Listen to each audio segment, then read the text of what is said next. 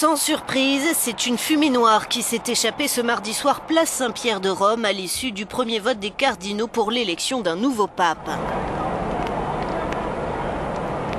Une déception pour les milliers de personnes qui ont bravé la pluie pour assister à ce conclave. Un peu plus tôt, les portes de la chapelle Sixtine se sont refermées sur le collège électoral. 115 cardinaux, âgés de moins de 80 ans, une première pour 69 d'entre eux, dont c'est le premier conclave.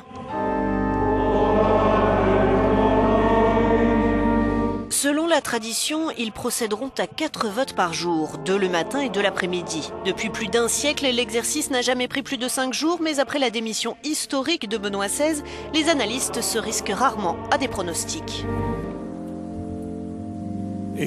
Plusieurs favoris sont néanmoins cités. En tête, Angelo Scola, l'archevêque de Milan, restituerait l'Église universelle aux Italiens après un intermède polonais et allemand de 35 ans.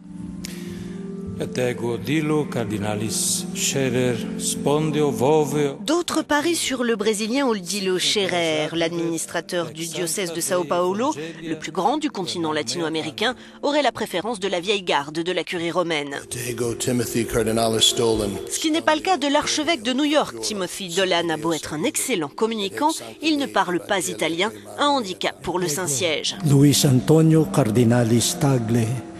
Enfin, Luis Antonio Tagle, cadet des cardinaux avec ses 55 printemps, est le préféré des bookmakers. Le Philippin manie à merveille les réseaux sociaux avec 130 000 fans sur sa page Facebook et plus de 2000 abonnés à son compte Twitter.